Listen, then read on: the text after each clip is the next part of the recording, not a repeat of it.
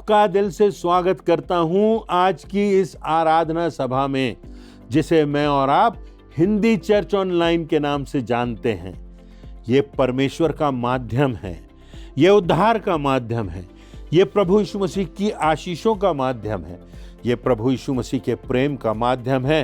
ये मेरे और आपके उद्धार का कारण बन सकता है कि हमको वो रास्ता दिखाए जो सच्चे विश्वास का रास्ता है, जो सच्चे परमेश्वर का रास्ता है, जो जीवंत विश्वास का रास्ता है, जो प्रभु यीशु मसीह के पीछे चलने वाला सकरा रास्ता है, जो मृत्यु के पार अनंत जीवन का रास्ता है। तो आपका हृदय से स्वागत है। आइए हम आराधना करें, आइए हम प्रार्थना करें, आइए हम परमेश्वर के प्रेम को स्मरण करें जो उसने सलीब पर प्रभु यीशु मसीह के बलिदान के द्वारा दिखाया, और हम उसके पुत्र प्रभु यीशु मसीह के पुनरुत्थान को मनाते हुए अपने जीवन में आगे बढ़ें कि हम विश्वास की गवाही बन सकें और दूसरों को परमेश्वर के रास्ते पर ला सकें। आपका बहुत बहुत स्वागत है। आइए हम आराधना में आगे बढ़ते हैं। परमेश्वर पिता का धन्यवाद कि हम उसकी इस ऑनलाइन आराधना में सम्मिलित हो सके। आइए हम परमेश्वर पिता की आराधना बड़ी ही दीनता और सच्चाई के साथ करें।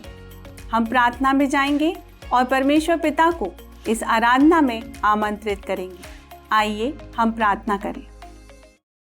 महान सामर्थी दयालु पिता परमेश्वर, इस वक्त हम आपके चरणों के समीप आते हैं और अपने जीवन की हर एक आशीषों के लिए हम आपका धन्यवाद देते हैं आज की हिंदी चर्च ऑनलाइन आराधना के लिए, और इस पर आपकी आशीष का हाथ चाहते हैं। प्रार्थना करते हैं पिता परमेश्वर, आज जो वचन बोया जाए उस पर आपकी आशीष का हाथ हो, और प्रार्थना करते हैं कि बहुत सारा फल इस वचन के माध्यम से लोगों में दिखने वाला हो सके। प्रार्थना करते हैं जब हम आपकी मेज में शामिल होते हैं, आपके बलिदान को याद करते हैं पिता परमेश्वर, प्रार्थना करते हैं पिता परमेश्वर कि हम उसके मर्म को समझने वाले हो सके। प्रार्थना करते हैं पिता परमेश्वर, हम जो गीत गाते हैं उन गीतों के माध्यम से आपको महिमा मिलने वाली हो सके। सारा आदर मान आपको देते हुए इस हिंदी चर्च ऑनलाइन आराधना के लिए फिर से आपकी आशीष मांगते हैं, और इस विनती को आपके प्रिय बेटे प्रभु यीशु मसीह के नाम से मांगते हैं। आमीन। हे मेरे मन, यहोवा को धन्य कह, और जो कुछ मुझ में है वह उसके पवित्र नाम को धन्य कहे। हे मेरे मन, यहोवा को धन्य कह और उसके किसी उपकार को ना भूलना। वही तो तेरे सब अधर्म को क्षमा करता और तेरे सब रोगों को चंगा करता है। वही तो तेरे प्राण को नाश होने से बचा लेता है और तेरे सिर पर करुणा और दया का मुकुट बांधता है। वही तो तेरी लालसा को उत्तम पदार्थों से तृप्त करता है, जिससे तेरी जवानी उकाबों की नाई नई हो जाती। आइए हम बड़े उत्साह के साथ परमेश्वर के आदर और महिमा में कुछ गीत और कोरस गाएंगी।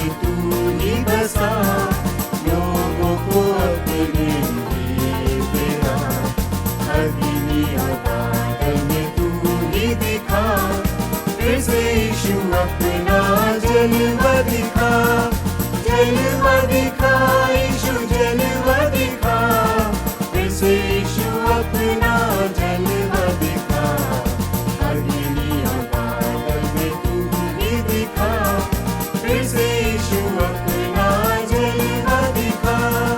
दानियल की तूने प्रार्थना सुनी, एज़रा की तूने सहायता की, बाबुल में तूने बेदारी भेजी, अपने लोगों को फिर से दे रिहाई, दे रिहाई, यीशु दे रिहाई, अपने लोगों को फिर से दे रिहाई।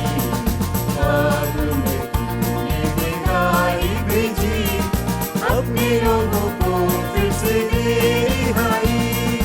तू ही हमारा राजा है, तू ही मुक्ति दाता है, फिर से आने वाला है, प्यारे प्रभु यीशु तू जल्दी आ, जल्दी आ, यीशु जल्दी आ, प्यारे प्रभु यीशु तू जल्दी आ, फिर से आने वाला है, प्यारे प्रभु यीशु तू जल्दी आ।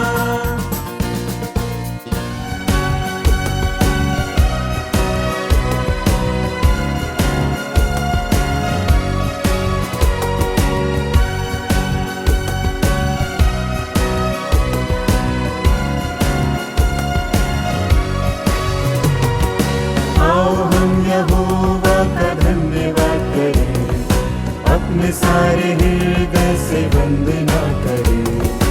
आओ हम यहोवा का धन्यवाद करें, अपने सारे हृदय से वंदना करें। उसकी फाटकों में स्तुति करें और ललकारें, उसके फाटकों में स्तुति करें और ललकारें। जिसने बनाया हमें, वो है हमारा आधार, जिसने है हमको रचा, वो है हमारा उद्धार। जिसने बनाया हमें, वो है हमारा आधार, जिसने है हमको रचा, वो है हमारा उद्धार। उसकी हो जय जय हो आराधना, जो है सबों का प्रधान। उसकी हो जय जय हो आराधना, जो है सबों का प्रधान। आओ हम यहोवा का धन्यवाद करें, अपने सारे हृदय से वंदना करें। आओ हम यहोवा का धन्यवाद करें, अपने सारे हृदय से वंदना करें। उसकी फाटकों में स्तुति करें और ललकारें, उसके फाटकों में स्तुति करें और ललकारें। अपने सारे तन मन से हम उसकी महिमा करें, जो है शिफा और नज़ार, उसकी प्रशंसा करें। अपने सारे तन मन से हम उसकी महिमा करें, जो है शिफा और नज़ार, उसकी प्रशंसा करें।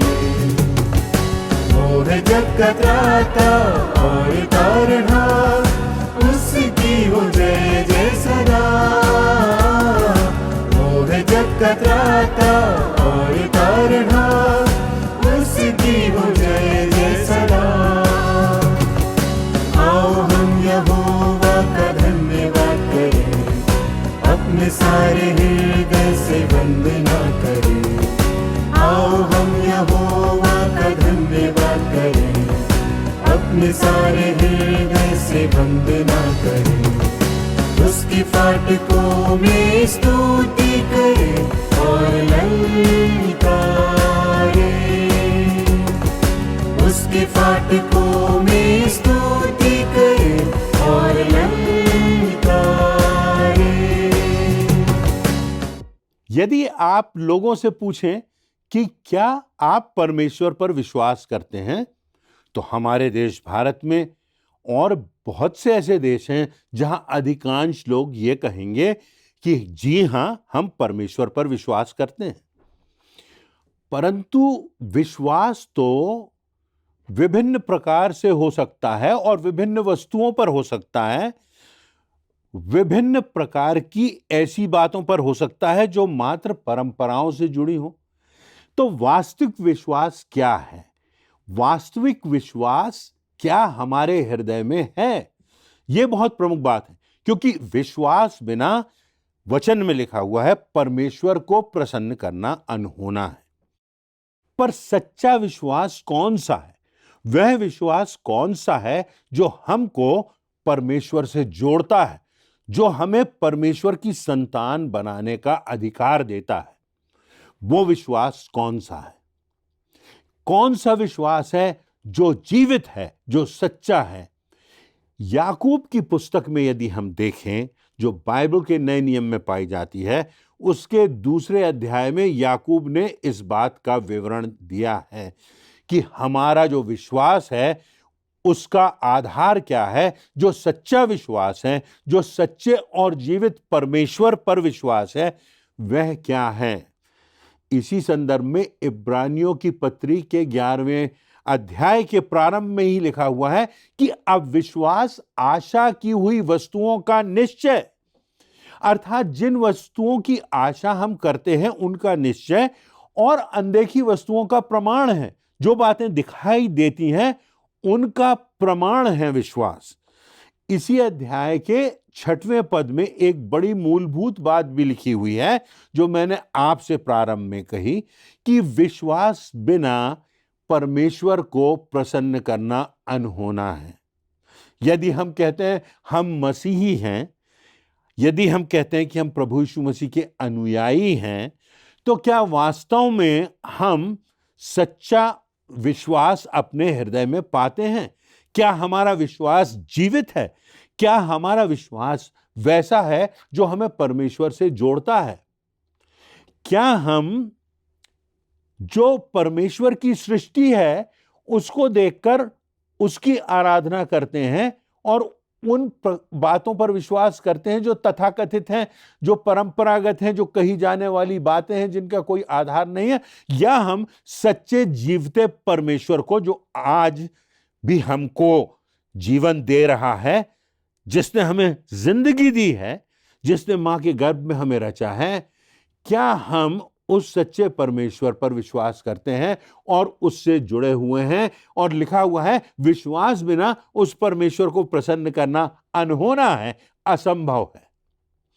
तो आज इस संबंध में कि हमारा विश्वास है उसकी आधारशिला क्या है, इस बात पर हम देखेंगे। याकूब अपने पत्र के 2 अध्याय में इस बात को लिखता है कि ऐसा विश्वास भी होता है जो हमारा उद्धार नहीं कर सकता। तो यह कौन सा विश्वास है जो हमारा उद्धार नहीं कर सकता? यह कौन सा विश्वास है जो आधारहीन है? यह कौन सा विश्वास है जो वास्तविक है, जो जीवित है, जो परमेश्वर पर है और जो हमारे जीवनों को परमेश्वर से जोड़ता है? आज के संदेश में हम ऐसे ही विश्वास के बारे में देखेंगे जो खोखला नहीं है और जिससे हमारी आत्मा का उद्धार होता है, हमको मृत्यु के बाद अनंत जीवन की निश्चितता प्राप्त होती है। इस बात का हमको निश्चितता का एहसास कराता है। तो पहली बात, ऐसा विश्वास जो मात्र शब्दों तक सीमित है हमारा उद्धार नहीं कर सकता। याकूब के पत्र के 2 अध्याय की 14वीं आयत में लिखा है, हे मेरे भाइयों, यदि कोई कहे मुझे विश्वास है पर वह कर्म ना करता हो तो उससे क्या लाभ? ऐसा विश्वास कभी किसी का उद्धार नहीं कर सकता। याकूब यहां पर प्रश्न कर रहा है कि कर्म रहित विश्वास जो है उससे क्या लाभ। ऐसा विश्वास जो कहता है कि हम विश्वास तो करते हैं परंतु उसके अनुसार कार्य नहीं करता, जो परमेश्वर के अस्तित्व को स्वीकार तो करता है परंतु परमेश्वर के वचनों पर नहीं चलता, तो क्या ऐसा विश्वास किसी का उद्धार कर सकता है, किसी का भला कर सकता है? एक व्यक्ति का वर्णन है जिसने प्रभु यीशु मसीह को पकड़वाया, उसका नाम है यहूदा, जिसका अर्थ होता है परमेश्वर की महिमा, परंतु उसके काम ऐसे हैं जो परमेश्वर की निंदा करते हैं। काम ऐसे हैं जो परमेश्वर के विरोध में जाते हैं। काम ऐसे हैं कि प्रभु यीशु मसीह स्वयं कहता है कि भला होता कि ऐसे व्यक्ति का जन्म ही नहीं होता। नीति वचन के पुस्तक के 26वें अध्याय की 23वीं आयत में लिखा है, जैसा कोई चांदी का पानी चढ़ाया हुआ मिट्टी का बर्तन हो, वैसे ही बुरे मन वाले के प्रेम भरे वचन होते हैं। बर्तन तो मिट्टी का है परंतु उस पर चांदी का पानी चढ़ा दिया है। ठीक इसी प्रकार से बुरे मन वाले व्यक्ति के वचन होते हैं। बर्तन गिरेगा तो फूट जाएगा, क्योंकि चाहे वो चांदी की परत से चढ़ा हो, चाहे वो कितना भी चमकता हो, परंतु भीतर से तो मिट्टी है। उसी प्रकार वचन तो प्रेम के हैं परंतु हृदय में जलन है, कुढ़न है, कटुता है, बैर भाव है। ऐसे वचनों का कोई फायदा नहीं। यहेजकेल की पुस्तक के 33वें अध्याय की 21वीं आयत में लिखा है, वे प्रजा की नाई मेरे पास तो आते हैं और मेरी प्रजा बनकर तेरे सामने बैठते, वरन तेरा वचन सुनते हैं परंतु वे उन पर चलते नहीं। मुख से तो वो बहुत प्रेम दिखाते हैं परंतु उनके मन में लालच ही रहती है, स्वार्थ ही रहता है। यहां परमेश्वर अपने लोगों के लिए यह बात कह रहा है कि ये मेरी प्रजा के लोग हैं, ये मेरे पास आते हैं, ये वचन सुनते हैं परंतु उस पर चलते नहीं, प्रेम दिखाते हैं, करते नहीं, क्योंकि ये स्वार्थी हैं, इनके मन में लालच भरी हुई है। तीतुस के पत्र के पहले अध्याय की 16वीं आयत में लिखा है, वे कहते हैं कि हम परमेश्वर को जानते हैं पर अपने कामों से उसका इनकार करते हैं, क्योंकि वे घृणित और आज्ञा ना मानने वाले हैं और किसी अच्छे काम के योग्य ही नहीं। तीतुस लिखता है ऐसे लोग हैं जो परमेश्वर को जानते हैं पर अपने कामों से, अपने व्यवहार से उसका इनकार करते हैं। तो यहां पर कहा जा रहा है कि ये लोग होठों से तो परमेश्वर का गुणगान करते हैं, होठों से तो उससे प्रार्थना करते हैं, अच्छी अच्छी बातें करते हैं, परमेश्वर की प्रशंसा की बातें करते हैं, परंतु उनका व्यवहार उसके विपरीत होता है और अपने व्यवहार से वो परमेश्वर को नकार देते हैं। दूसरी बात, ऐसा विश्वास जो मात्र परंपरा तक सीमित है हमारा उद्धार नहीं कर सकता। याकूब के दूसरे अध्याय की 17वीं और 18वीं आयतों में लिखा है, वैसे ही विश्वास भी यदि कर्म सहित ना हो तो अपने स्वभाव में मृतक है। वरन कोई कह सकता है कि तुझे विश्वास है और मैं कर्म करता हूं, तू अपना विश्वास मुझे कर्म बिना दिखा और मैं अपना विश्वास अपने कर्मों के द्वारा तुझे दिखाऊंगा। शैतान की चाल होती है कि हमारे जीवनों में एक ऐसा समय आता है जब धर्म हमारे लिए मात्र एक मानो परंपरा बन गया हो।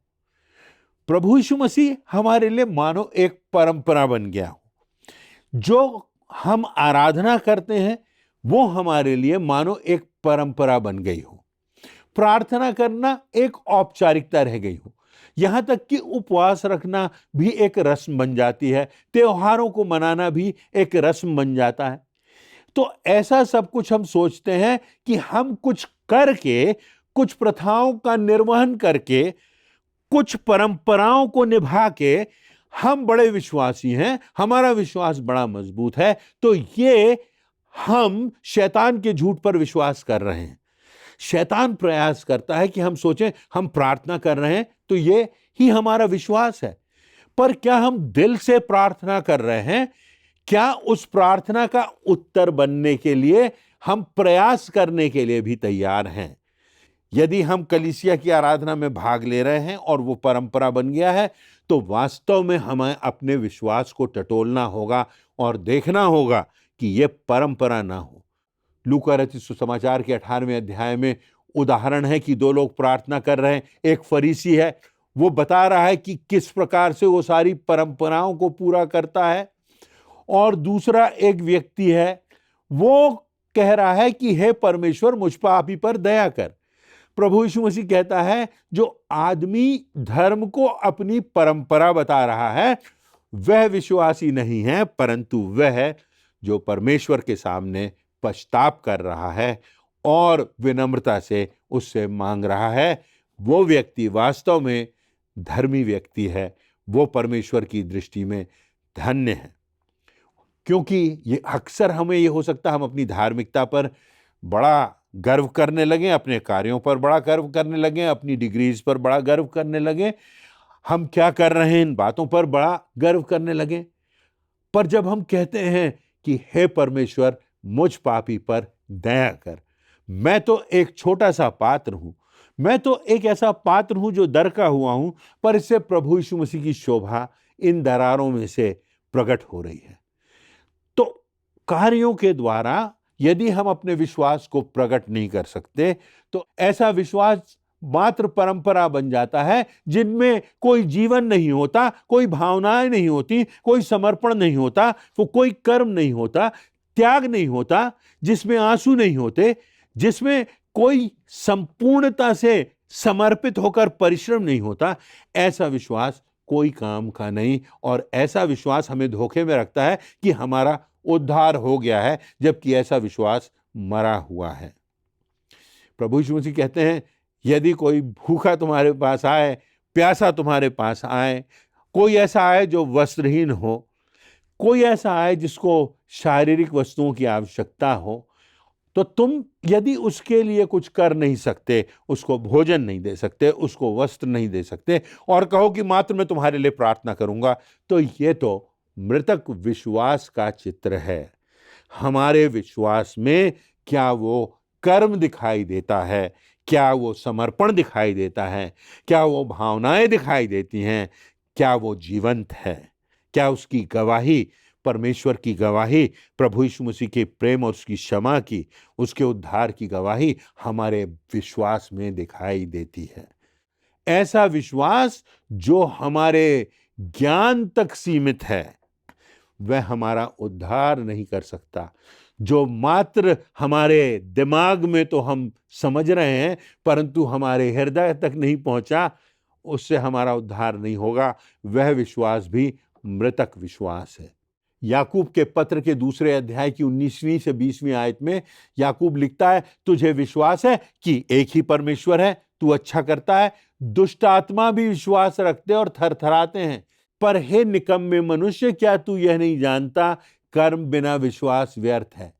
हो सकता है कि हम बुद्धिमत्ता की बातें करें, हम तर्क वितर्क करें, हम अपने ज्ञान के द्वारा परमेश्वर की प्रभु सत्ता को स्वीकार करते हुए यह प्रदर्शित करें कि हम विश्वास करते हैं, परंतु याकूब कहता है कि तू ये अच्छा करता है, परंतु ऐसा तो दुष्ट आत्माएं भी करती हैं। यहूदा भी परमेश्वर पर विश्वास करता था, उसने भी प्रभु यीशु मसीह के आश्चर्य कर्म देखे थे, वह भी प्रभु यीशु मसीह के साथ एक ही रोटी में से खाता था, एक ही थाली में से भोजन करता था, परंतु प्रभु यीशु मसीह के साथ रहकर, उसके पास रहकर भी वह उद्धार से वंचित हो गया।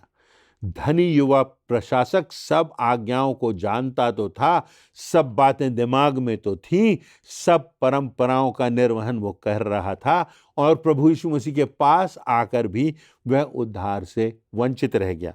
पहला कुरिन्थियों के पत्र उसके 13वें अध्याय की 1 से 3 आयतों में पौलुस लिखता है, और यदि मैं मनुष्यों और स्वर्गदूतों की बोलियां बोलूं और प्रेम न रखूं, तो मैं ठनठनाता हुआ पीतल और झंझनाती हुई झांझ हूं। और यदि मैं भविष्यवाणी कर सकूं और सब भेदों और सब प्रकार के ज्ञान को समझूं, और मुझे यहां तक विश्वास हो कि मैं पहाड़ों को हटा दूं, परंतु प्रेम न रखूं तो मैं कुछ भी नहीं। और यदि मैं अपनी संपूर्ण संपत्ति कंगालों को खिला दूं या अपनी देह जलाने के लिए दे दूं और प्रेम न रखूं, तो मुझे कुछ भी लाभ नहीं।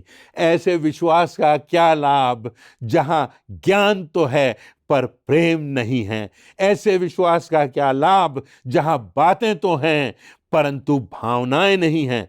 ऐसे विश्वास का क्या लाभ जहां हम मंत्रों का, वचनों का उच्चारण तो कर रहे हैं परंतु सच्चे परमेश्वर से अनभिज्ञ हैं और उससे जुड़े हुए नहीं हैं। और अपने को हम धर्मशास्त्री कहते हैं, अपने को हम प्राचीन कहते हैं, अपने को हम बड़े बड़े पदों पर बैठाते हैं और समझते हैं कि हम यहाँ बैठ करके इस पद पर आसीन होकर के बड़े धार्मिक हो गए। यहाँ पर लिखा हुआ है परमेश्वर के वचन में कि इन बातों से कुछ लाभ नहीं, क्योंकि ये विश्वास खोखला विश्वास है, इसमें प्रेम नहीं, ये जीवंत नहीं, इसमें कर्म नहीं, इसमें सच्चाई नहीं। ऐसा विश्वास तो दुष्ट आत्माएं भी करती हैं। मरकुस रचित समाचार के 3 अध्याय की 11वीं आयत में लिखा हुआ है कि जब दुष्ट आत्माएं भी प्रभु को देखती थीं तो उसके आगे गिर पड़ती थीं और चिल्लाकर कहती थी, यह परमेश्वर का पुत्र है। ऐसा विश्वास जो मात्र हमारे बुद्धि तक, ज्ञान तक सीमित है, हमारा और किसी का उद्धार नहीं कर सकता है। तो कौन सा विश्वास सही है, इस बारे में न सिर्फ याकूब यहाँ बताता है बल्कि उदाहरण भी देता है। याकूब के पत्र के 2 अध्याय की 21वीं से 25वीं आयतों में लिखा है, जब हमारे पिता इब्राहिम ने अपने पुत्र इसहाक को वेदी पर चढ़ाया तो वह कर्मों से धार्मिक ना ठहरा था क्या? सो तूने देख लिया कि विश्वास ने उसके कामों के साथ मिलकर प्रभाव डाला और कर्मों से विश्वास सिद्ध हुआ। और पवित्र शास्त्र का यह वचन पूरा हुआ कि इब्राहिम ने परमेश्वर की प्रतीति की और यह उसके लिए धर्म गिना गया, वह परमेश्वर का मित्र कहलाया। सो तुमने देख लिया कि मनुष्य केवल विश्वास से नहीं परंतु कर्मों से भी धर्मी ठहराया गया। वैसे ही राहाब जो वेश्या थी, जब अपने घर में परमेश्वर के दूतों को उतारती है और परमेश्वर की आज्ञा और उसके भय को मानते हुए उनकी सुरक्षा करती है और उनको सही मार्ग पर विदा कर देती है, तो क्या वह कर्मों से धार्मिक नहीं ठहरी? इब्राहिम विश्वासियों का पिता कहलाता है, विश्वास का पिता कहलाता है। उसने न सिर्फ विश्वास किया परंतु अपने विश्वास को अभिव्यक्त किया अपने कार्यों के द्वारा। यहाँ तक कि अपने बेटे को बलि चढ़ाने के लिए भी उसने अपने हाथ को ना रोका और इसलिए परमेश्वर ने उसको आशीषित किया। राहाब जो वेश्या थी, परमेश्वर की आज्ञा को मानते हुए उसने जो कुछ परमेश्वर के लोगों के लिए किया वो धर्मी ठहराई गई। इसलिए सिर्फ कथन ही नहीं, वचन ही नहीं, परंतु कर्म प्रमुख होते हैं परमेश्वर के वचन के अनुसार, उसके आदेश के अनुसार। और राहाब वेश्या तो यहाँ तक आशीषित हुई कि प्रभु यीशु मसीह की वंशावली में राहाब का नाम आ गया। हमको प्रेरणा मिलती है कि जब राहाब वेश्या को क्षमा प्राप्त होती है, परमेश्वर का अनुग्रह प्राप्त होता है, उसको धर्मी गिना जाता है, वो प्रभु यीशु मसीह की वंशावली में गौरवान्वित होती है। तो मेरे और आपके लिए भी स्थान है, यदि हम सच्चे मन से विश्वास करें, इसे अपने कार्यों द्वारा प्रकट करें और सच्चे परमेश्वर के पुत्र प्रभु यीशु मसीह पर विश्वास लाएं, क्योंकि उसी के नाम के द्वारा, उसके लहू के द्वारा, उसके बलिदान के द्वारा आज भी मुझे और आपको विश्वास करने से, पश्चाताप करने से उद्धार प्राप्त होता है। इब्रानियों के पत्र के 11वें अध्याय की 8वीं आयत में लिखा है, विश्वास से ही इब्राहिम जब बुलाया गया तो आज्ञा मानकर ऐसी जगह निकल गया जिसे मीरास में लेने वाला था और वह ना जानता था कि मैं किधर जाता हूं, तो अभी निकल गया।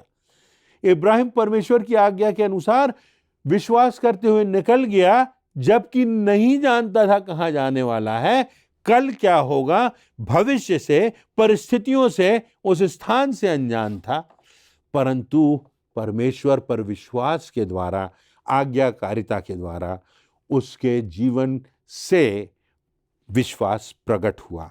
ये विश्वास की अभिव्यक्ति यदि हमारे दिल में होगी, हमारे शब्दों में ही नहीं परंतु हमारे कार्यों में भी होगी, ये मात्र परंपराओं और तर्क वितर्क तक सीमित नहीं रहेगी, परंतु दूसरों के लिए आशीष का कारण हमको बनाएगी।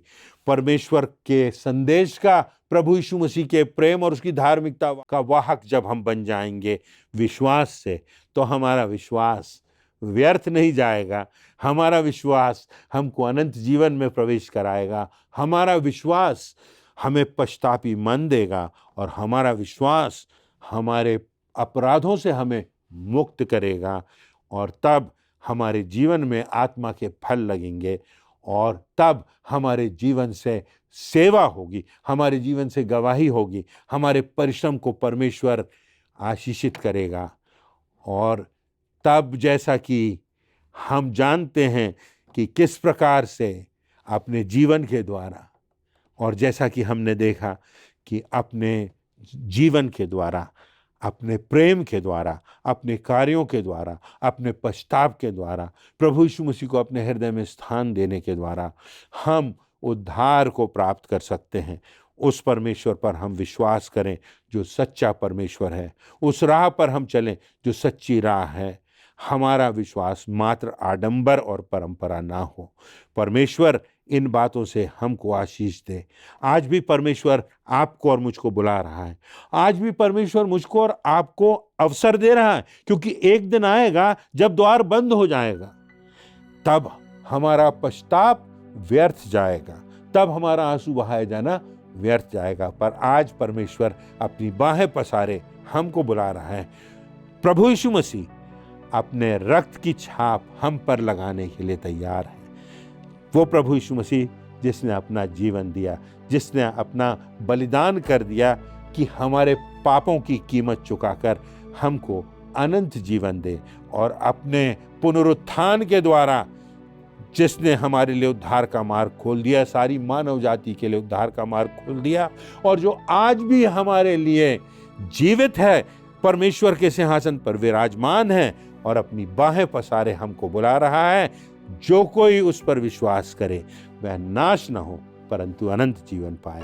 आज आपके और मेरे लिए भी अवसर है। क्या आप अपना दिल परमेश्वर को देंगे? क्या आप प्रभु की राह पर चलेंगे?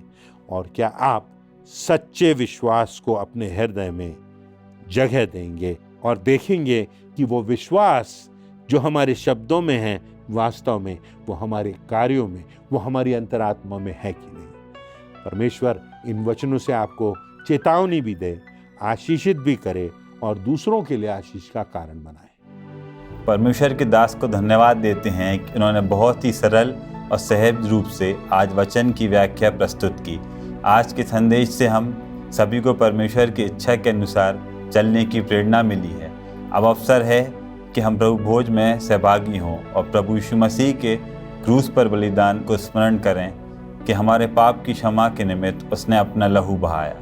इस पवित्र ब्यारी में शामिल होने से पहले हम अपने मनों को जांचें, खुद को तैयार करें और बड़े आदर के साथ इस गीत के द्वारा प्रभु की महिमा करें।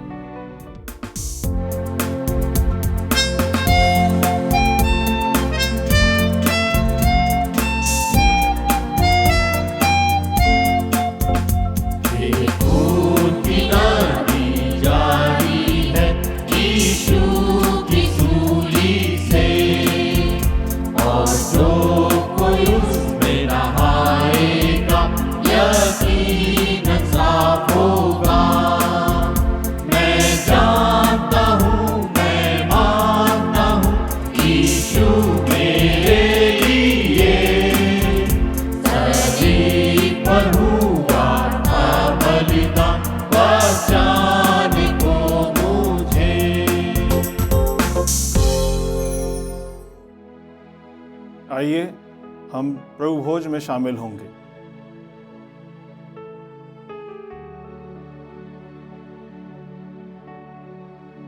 जिस रात प्रभु यीशु मसीह पकड़वाए जाने को था, उसने रोटी ली और धन्यवाद करके तोड़ी और कहा, ये मेरी देह है जो तुम्हारे लिए तोड़ी जाती है। इसी रीति से उसने ब्यारी के पीछे कटोरा भी लिया और कहा, ये कटोरा मेरे लहू में नई वाचा है जो तुम्हारे पापों के लिए बहाया जाता है। जब कभी पियो तो मेरे स्मरण के लिए यही किया करो।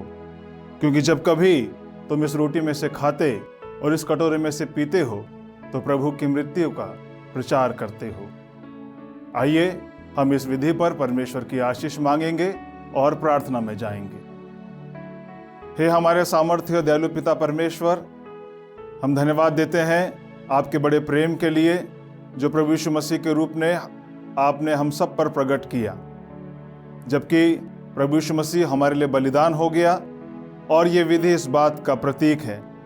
पिता परमेश्वर, इसमें जब हम शामिल होते हैं तो आपकी आशीष और आपका अनुग्रह हम सब के साथ में हो। इस ब्यारी को ग्रहण करने के द्वारा हम में से हर एक जन आशीषित हो सके और दूसरों के लिए भी आशीष का कारण बने, क्योंकि इस विनती को प्रभु यीशु मसीह के नाम से मांगते हैं, आमीन। जिन्होंने भी प्रभु यीशु मसीह पर विश्वास किया है और उसके नाम से बपतिस्मा लिया है, वो इस ब्यारी में शामिल हो सकते हैं।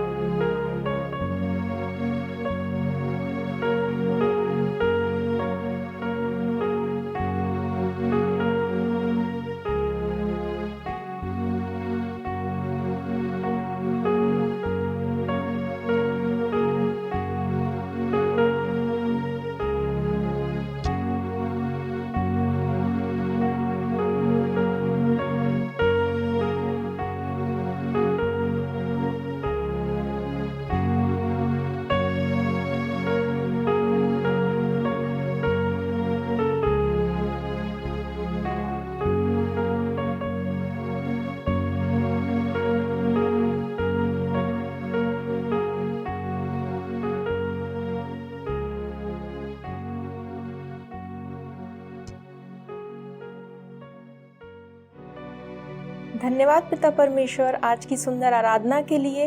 हम में से प्रत्येक आज की आराधना से आशीषित हुए हैं। आइए हम अंतिम प्रार्थना में जाएंगे। प्रार्थना के पश्चात एक कोरस गाकर परमेश्वर की आराधना करेंगे और पिता परमेश्वर की आशीष ग्रहण करके अपनी इस ऑनलाइन आराधना को समाप्त करेंगे। आइए हम प्रार्थना करें। हमसे अत्यंत प्रेम रखने वाले अलौकिक और अद्भुत परमेश्वर, हम बड़ी दीनता पूर्वक आपके निकट आते हैं और आपका धन्यवाद करते हैं कि आपने हमें जीवन दिया कि हम आपके वचन को सुन सकते हैं। आज के चुनौतीपूर्ण वचन के लिए धन्यवाद जो आपके सेवक के द्वारा हमारे लिए आत्मिक भोजन के रूप में परोसा गया। ये वचन हमारे हृदय को सींचने पाए और हम कई गुना फल लाने वाले बन सकें। हिंदी चर्च ऑनलाइन सेवा पर नित्य आपकी आशीष मांगते हैं। इस सेवा के माध्यम से हजारों श्रोताओं के आत्मिक स्तर में बढ़ोतरी हो सके। आपकी ब्यारी के लिए उत्तम संगति, मधुर संगीत और ओजस्वी वचन की व्याख्या के लिए धन्यवाद देते हैं। आगे भी निरंतर इस सेवा पर आपकी सहायता एवं आशीष की कामना करते हैं और इस प्रार्थना को हमारे एकमात्र उद्धारकर्ता यीशु क्रिस्ट के नाम से मांगते हैं, आमीन।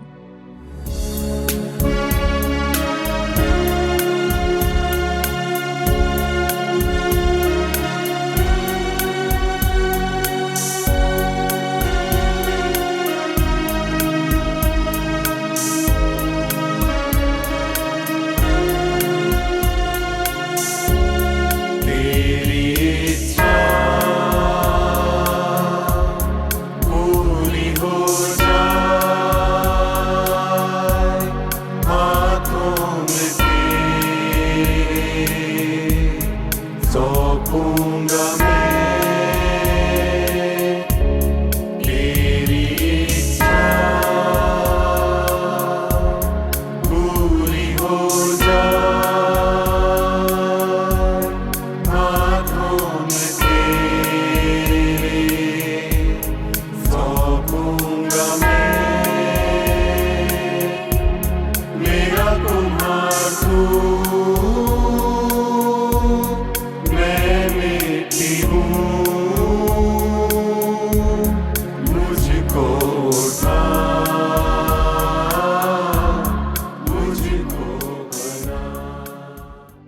आइए हम परमेश्वर की आशीष ग्रहण करें।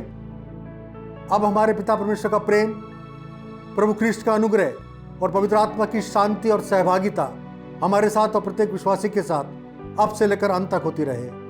आमीन।